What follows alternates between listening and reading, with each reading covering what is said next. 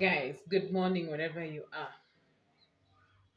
There's something that I really want to talk about. I really love children and I really love interacting with them because we do a lot with them and they get to learn a lot from children.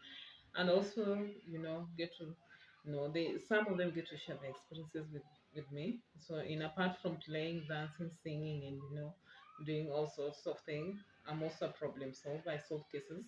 When they're playing and somebody has stepped on somebody, that is a case they bring to me. Now I have to solve it. So well, I really love interacting with children. So that's not the point. The point is I really want to pass this message across to parents and guardians. And also this message or information, I want it to go to, anybody in the community. Can be teacher, it can be teachers, it can be religious leaders, whoever, if you happen to interact with children, you can always be vigilant, with these children, because sometimes you can tell a child that something is wrong with the child. So, and when you are able to tell this, you can be able to raise, an alarm, and an investigation is carried out. At the end of the day, the child is helped. Why am I saying this? I'm saying this because there's a story that I've stumbled upon on social media. It was a story it was news that was done by a certain media outlet in Siaya County about an 11-year-old child who was sexually abused by his father. And there's many stories of sexual abuse in families. You can even find grandparents abusing their children, their granddaughters. You find uncles abusing their nieces. There are so many cases, and I'm not saying it's only girls who are being abused, but also boys are also being abused. So what I'm saying, I'm trying to say is please be vigilant, because there are things that you can be able to notice, when your child is uh, there are things that you can notice that are wrong with your child, because sudden change in behavior, like severe change in behavior. Sometimes you say, oh, I really don't understand my child. My child used to be jovial, happy, playful, but all of a sudden I don't understand what is going on with him. And you leave it at that. Please don't leave it at that. Follow it up, please, to make sure you understand what is really going on with your child. Now, another thing is, the child is acting out, in inappropriate sexual behaviors. And sometimes, in acting, they act it out to other children. You thinking, oh, this child are on a bad manners. No, this child, so you might be surprised, see it on a bad manners. There might be an abuse that is going on kwa huyu mtoto. So please, try to be very very vigilant.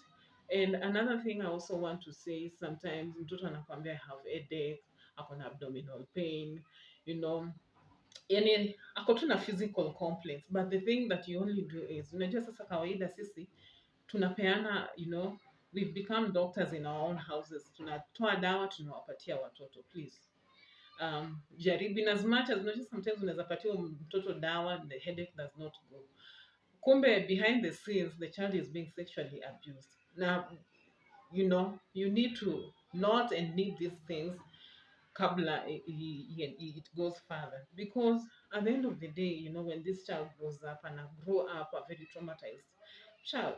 So I know parents and guardians really love our children, and we wish the best for our children, but it is always good to be vigilant, because we want to a child who is emotionally mature when they grow up, and there are things that we can help avoid, for the better future of this child. So that is what I wanted to say.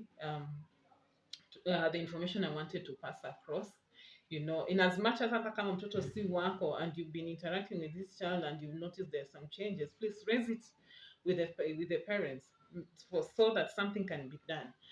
And on the other hand, there are people who love, who like, let me say, there are people who like hiding things.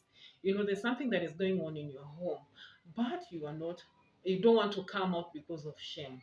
Please, weka mambo ya shame chini. If your child is being abused, wherever you want to protect your marriage, you want to protect, your face. Unataka kuprotect hii uso yako. Why do you want to protect yourself? The person that you really need to protect is that child, because that child is not at a point that yeye mwenyewe anajielewa. They are children, nini hayuko in that point, especially these young kids. Please, mambo ya kusolve ati tunalipa mbuzi mbili na kesi kaput. Kesi si kaput. Kesi inabaki na huyu mtoto anaishi na this scars for life. So please do something about it. Please, if you not, please paza sauti and follow the necessary avenues. You report it to the police station. Let the due course take, let the justice for this child take place. Na justice si ati huyu the perpetrator anafungwa peke yake. Justice also for this child is this child gets appropriate care from there henceforth, because huu mtoto si ati amekwama hapo kwa hizo miaka zake 5 ama 6 ama 4. This child is growing up ama 10.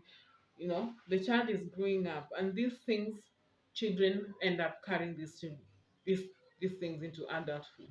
So please, please, please. And sijui kama nimesema, please, even abuse happen to young boys, to even boys, and you can tell. You can tell.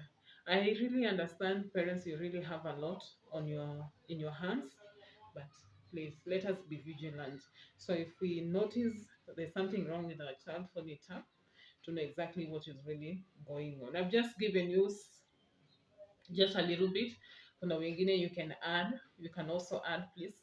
If you have anything that you can also help, to help parents identify signs of abuse, sexual abuse, please, you feel free to add. So let us help, grow children holistically. So thank you very much for your time and for lending me your ears.